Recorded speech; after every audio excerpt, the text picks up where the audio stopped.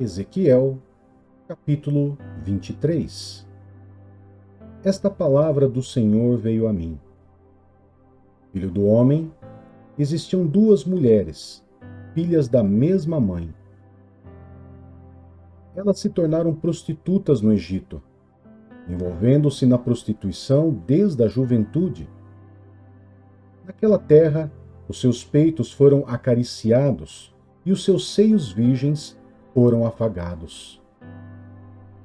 A mais velha chamava-se Oholá e a sua irmã Oholibá. Elas eram minhas e deram à luz filhos e filhas. Oholá é Samaria e Oholibá é Jerusalém. Oholá envolveu-se em prostituição, enquanto ainda era minha. Ela se encheu de cobiça pelos seus amantes, os assírios, guerreiros, vestidos de azul, governadores e comandantes, todos eles cavaleiros jovens e elegantes. Ela se entregou como prostituta a toda a elite dos assírios e se contaminou com todos os ídolos de cada homem por ela cobiçado. Ela não abandonou a prostituição iniciada no Egito, quando na sua juventude homens dormiram com ela, apagaram seus seios virgens e a envolveram em práticas dissolutas. Por isso, eu a entreguei nas mãos dos seus amantes, nas mãos dos assírios, e ela desejou ardentemente. Eles lhes arrancaram as roupas, deixando-a nua, levaram os seus filhos e as suas filhas, e a mataram à espada. Eles a castigaram, e ela se tornou mal afamada entre as mulheres. Oholibá, a sua irmã, viu isso. No entanto, na sua cobiça e prostituição, foi mais depravada que a irmã. Também desejou ardentemente os assírios, governadores e comandantes, guerreiros em uniforme completo, todos eles jovens e belos cavaleiros. Vi que ela também se contaminou. Ambas seguiram o mesmo caminho. Oholibá, porém, levou a sua prostituição ainda mais longe. Viu homens desenhados em uma parede, imagens de caldeus tingidas de vermelho, e usavam cinturão e turbante esvoaçante na cabeça. Todos se pareciam com os oficiais responsáveis pelos carros da Babilônia, nativos da Caldeia. Assim que ela os viu, desejou-os ardentemente e lhes mandou mensageiros até a Caldeia. Então os babilônios vieram procurá-la, até o leito de amores, e na sua cobiça a contaminaram. Depois de haver sido contaminada por eles, enojada, ela se afastou deles. Então prosseguiu abertamente na sua prostituição e expôs a sua nudez. E eu, desgostoso, me afastei dela, como me havia afastado da sua irmã. Contudo, ela se tornava cada vez mais promíscua à medida que se recordava dos dias da sua juventude, quando era prostituta no Egito. Desejou ardentemente os seus amantes, cujos genitais eram como os de um jumento e cuja ejaculação era como a de um cavalo. Assim, Oholibá ansiou pela lascívia da sua juventude, quando no Egito os seus peitos eram afagados e os seus seios virgens eram acariciados. Portanto, ó Oholibá, assim diz o soberano Senhor: incitarei os seus amantes contra você, aqueles de quem você desgostosa se afastou, e os trarei para atacá-la de todos os lados. Os babilônios e todos os caldeus, os homens de Pecode, Soa e de Coa, e com eles todos os assírios, belos rapazes, todos eles governadores e comandantes, oficiais que chefiam os carros e homens de posto elevado, todos eles cavaleiros. Eles virão contra você com armas, carros de guerra e carroças, e com uma multidão de povos. Por todos os lados tomarão posição contra você com escudos grandes e pequenos e com capacetes. Eu a entregarei para que eles a castiguem, e eles a castigarão conforme o costume deles. Dirigirei contra você a ira do meu ciúme, e enfurecidos eles saberão como tratá-la. Cortarão seu nariz e as suas orelhas, e as pessoas que forem deixadas cairão à espada. Levarão seus filhos e suas filhas, e os que forem deixados serão consumidos pelo fogo. Também arrancarão as suas roupas e tomarão as suas lindas joias. Assim, darei um basta à lascívia e à prostituição que você começou no Egito. Você deixará de olhar com desejo para essas coisas e não se lembrará mais do Egito. Pois assim diz o soberano Senhor: estou a ponto de entregá-la nas mãos daqueles que você odeia, nas mãos daqueles de quem você, desgostosa, se afastou. Eles a tratarão com ódio e levarão tudo aquilo pelo que você trabalhou. Eles a deixarão completamente nua, e a vergonha da sua prostituição será exposta. Isso servirá a você por causa da sua lascívia e da sua promiscuidade. Porque você desejou ardentemente as nações e se contaminou com os ídolos delas. Você seguiu pelo caminho da sua irmã. Por essa razão, porei o copo dela nas suas mãos. Assim diz o soberano Senhor: você beberá do copo da sua irmã, um copo grande e fundo. Ele causará riso e zombaria, de tão grande que é. Você será dominada pela embriaguez e pela tristeza, com esse copo de desgraça e desolação, o copo de Samaria, a sua irmã. Você o beberá, sorvendo até a última gota. Depois o despedaçará e mutilará os próprios seios. Eu mesmo disse, declara o soberano Senhor.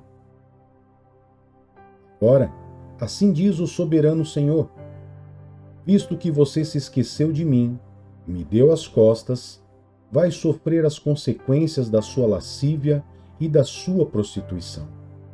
O Senhor me disse: filho do homem, você julgará Oholá e Oholibá? Então, confronte-as com as suas práticas detestáveis, pois cometeram adultério e há sangue nas mãos delas. Cometeram adultério com os seus ídolos, até sacrificaram os seus filhos que elas geraram para mim, aos ídolos. Também me fizeram isto.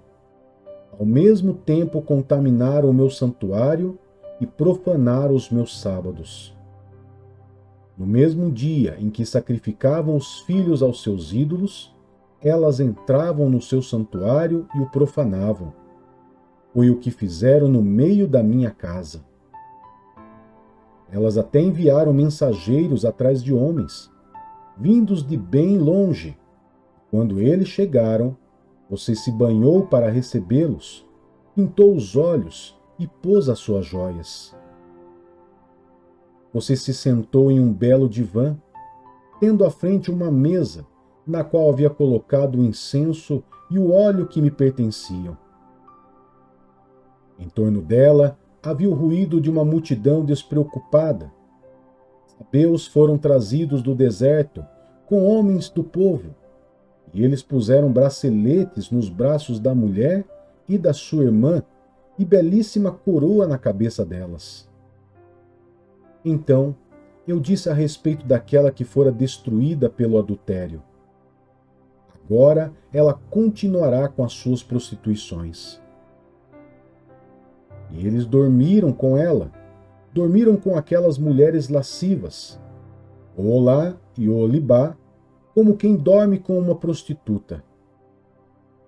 Mas homens justos as condenarão ao castigo que merecem, as mulheres que cometem adultério e derramam sangue, porque são adúlteras e há sangue nas suas mãos. Assim diz o soberano Senhor. Que uma multidão as ataque e que elas sejam entregues ao pavor e ao saque.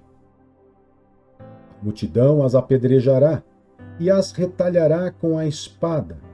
Matarão seus filhos e as suas filhas, destruirão as suas casas e as queimarão. Dessa maneira, darei fim à lascívia na terra, para que todas as mulheres fiquem advertidas e não imitem vocês. Vocês sofrerão o castigo da sua cobiça e as consequências dos seus pecados de idolatria. Então saberão que eu sou o soberano Senhor.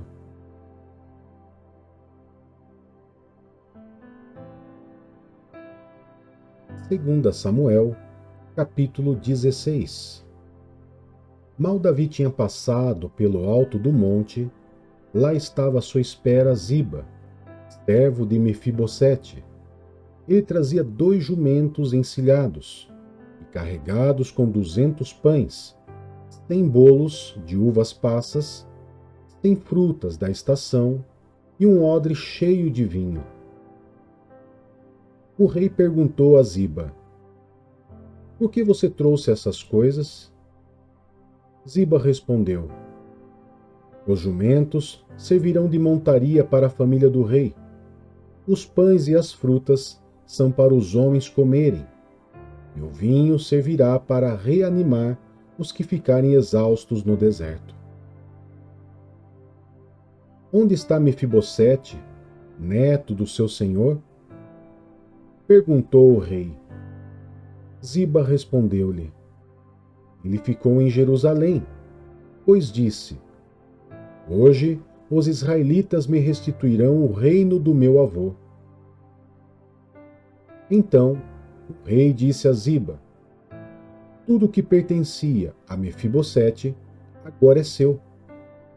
Humildemente me prostro, disse Ziba, que o rei, meu senhor, agrade-se de mim. Chegando o rei Davi a Baorim, um homem do clã da família de Saul, chamado Simei, filho de Gera, saiu da cidade proferindo maldições contra ele. Ele atirava pedras em Davi e em todos os servos do rei, embora todo o povo e a guarda real estivessem à direita e à esquerda de Davi. Enquanto amaldiçoava, Simei dizia: saia daqui, assassino, perverso. O Senhor retribuiu a você todo o sangue derramado na família de Saul, em cujo lugar você reinou. O Senhor entregou o reino nas mãos de Absalão, o seu filho. Você está arruinado, porque é um assassino. Então Abisai, filho de Zeruia, disse ao rei: por que esse cão morto amaldiçoou o rei, meu senhor? Permite que eu lhe corte a cabeça. O rei, porém, disse: o que vocês têm com isso, filhos de Zeruia? Ele me amaldiçoa porque o Senhor lhe disse que amaldiçoasse Davi. Portanto, quem poderá questioná-lo? Então Davi disse a Abisai e a todos os seus servos: até o meu filho, sangue do meu sangue, procura matar-me. Quanto mais este benjamita. Deixem-no em paz. E amaldiçoe, pois foi o Senhor que mandou fazer isso. Talvez o Senhor considere a minha aflição e me retribua com o bem a maldição que hoje recebo. Assim, Davi e os seus soldados prosseguiram pela estrada, enquanto Simei ia pela encosta do monte, do lado oposto, amaldiçoando e jogando pedras e terra. O rei e todo o povo que estava com ele chegaram exaustos ao seu destino e lá descansaram.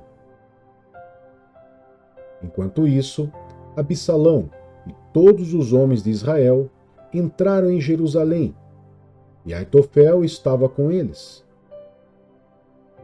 Então, Uzai, o arquita, amigo de Davi, aproximou-se de Absalão e exclamou: Viva o rei!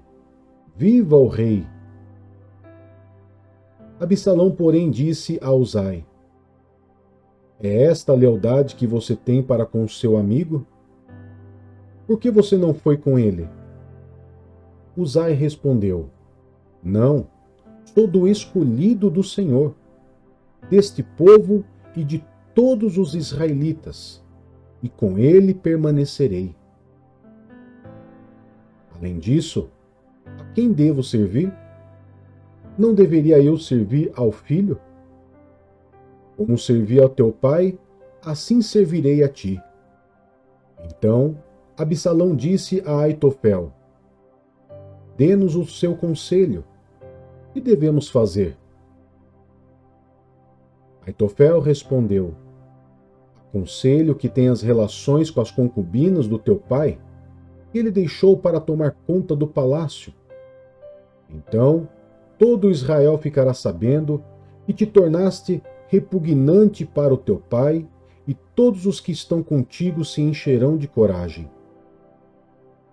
Assim, armaram uma tenda no terraço do palácio para Absalão, e ele teve relações sexuais com as concubinas do seu pai, à vista de todo Israel. Naquela época, receber o conselho de Aitofel era como ouvir a palavra do próprio Deus. Tanto era assim que ambos, Davi e Absalão, consideravam todos os conselhos de Aitofel.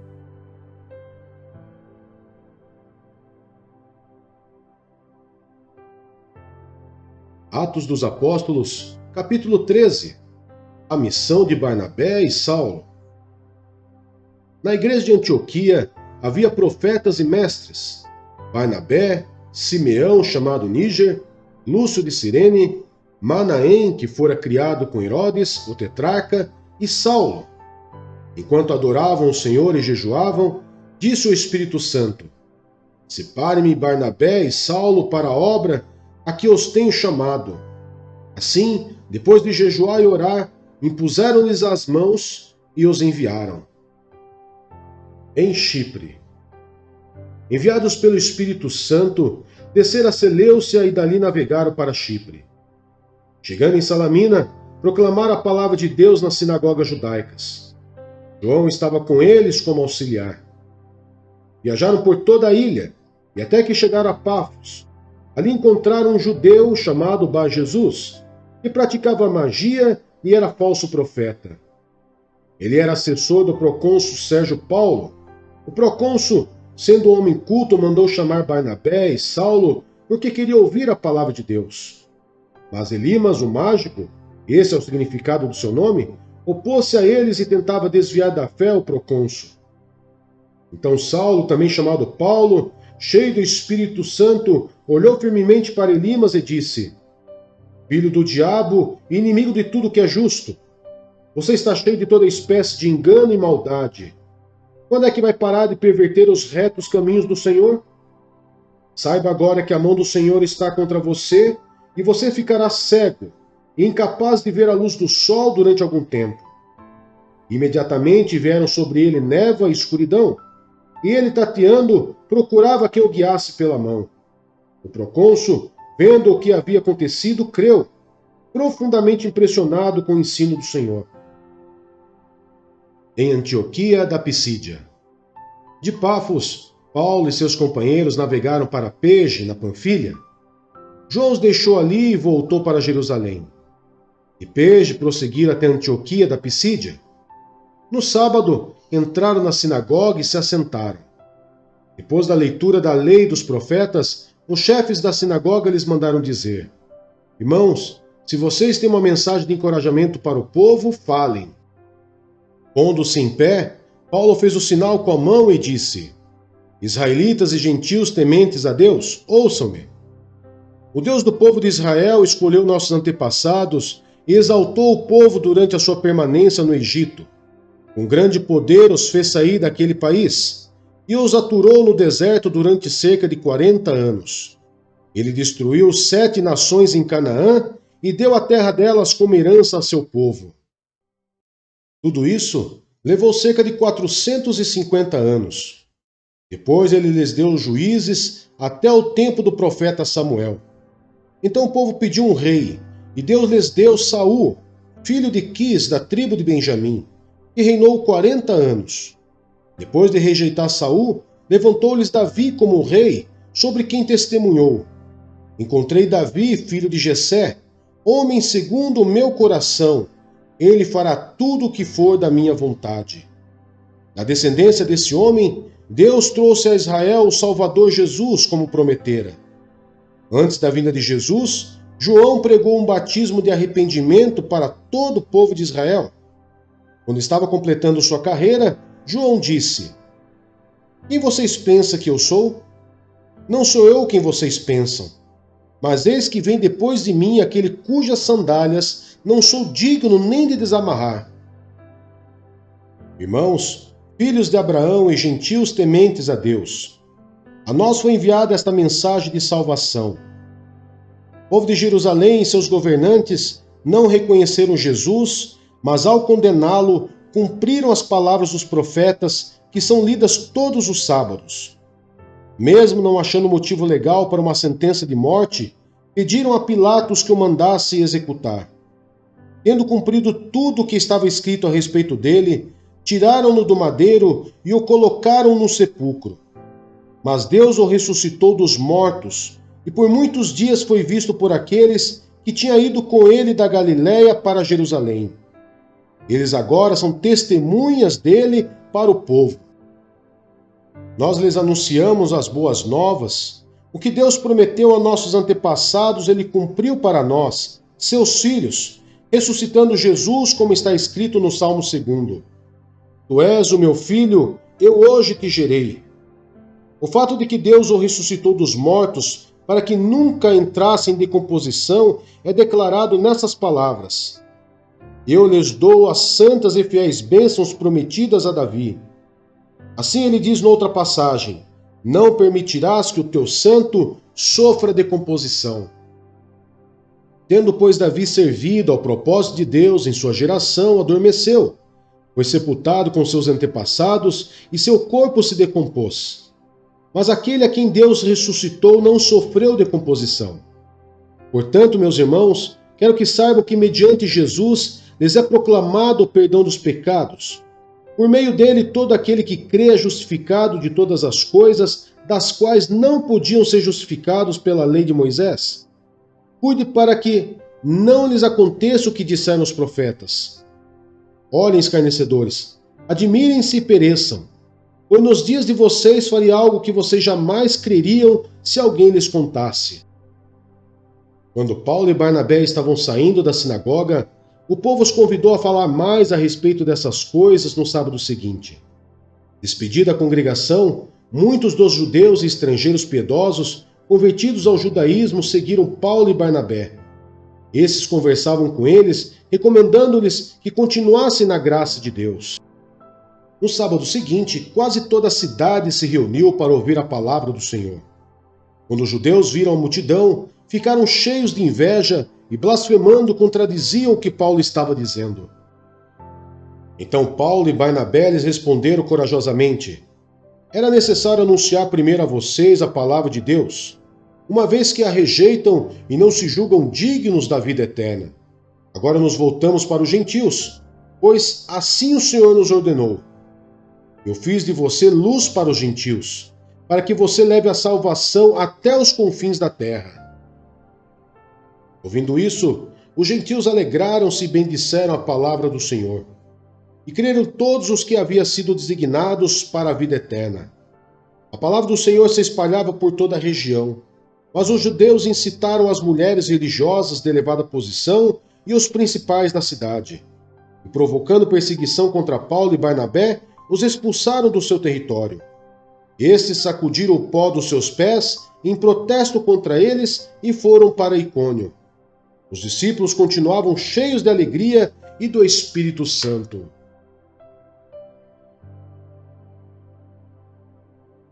Gálatas, capítulo 3. Fé ou obediência à lei? Ó Gálatas insensatos, quem os enfeitiçou? Não foi diante dos seus olhos que Jesus Cristo foi exposto como crucificado? Gostaria de saber apenas uma coisa. Foi pela prática da lei que vocês receberam o Espírito? Ou pela fé naquilo que ouviram? Será que vocês são tão insensatos e, tendo começado pelo Espírito, querem agora se aperfeiçoar pelo esforço próprio? Será que foi inútil sofrerem tantas coisas? Se é que foi inútil?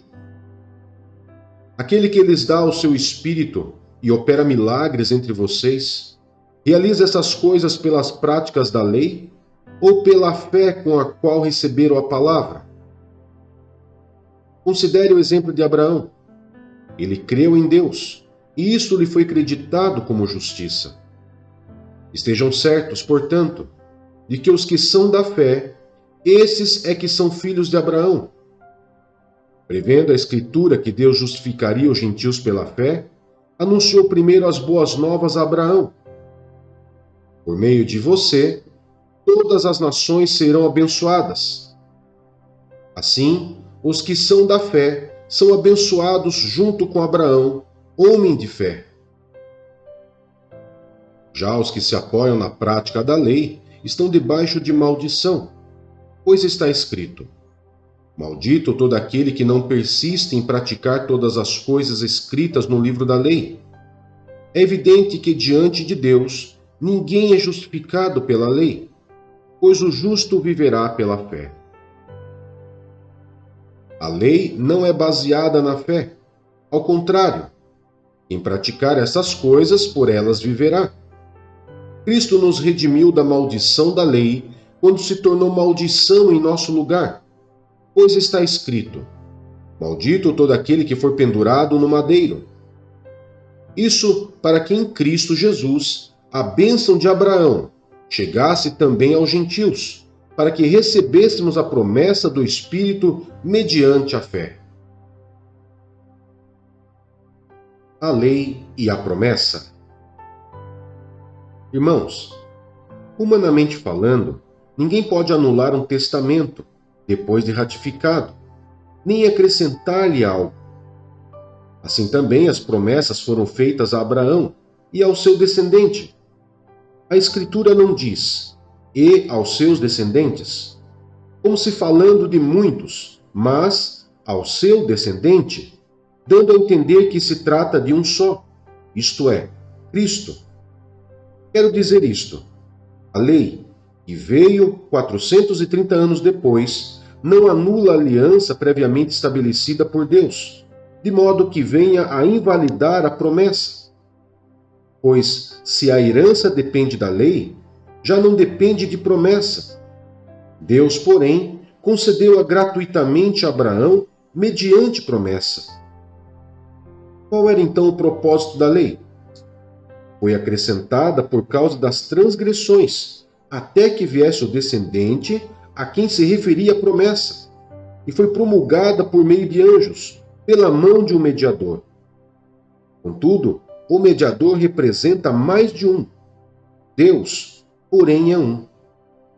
Então a lei opõe-se às promessas de Deus? De maneira nenhuma. Pois se tivesse sido dada uma lei que pudesse conceder vida, certamente a justiça viria da lei. Mas a Escritura encerrou tudo debaixo do pecado, a fim de que a promessa, que é pela fé em Jesus Cristo, fosse dada aos que creem.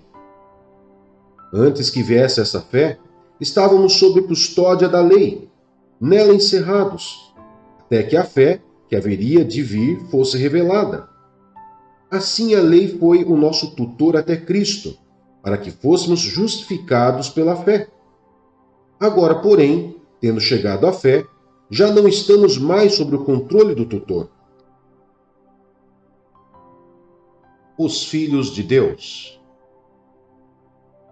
Todos vocês são filhos de Deus mediante a fé em Cristo Jesus, pois os que em Cristo foram batizados, de Cristo se revestiram. Não há judeu nem grego, escravo nem livre, homem nem mulher, pois todos são um em Cristo Jesus. E se vocês são de Cristo, são descendência de Abraão e herdeiros segundo a promessa.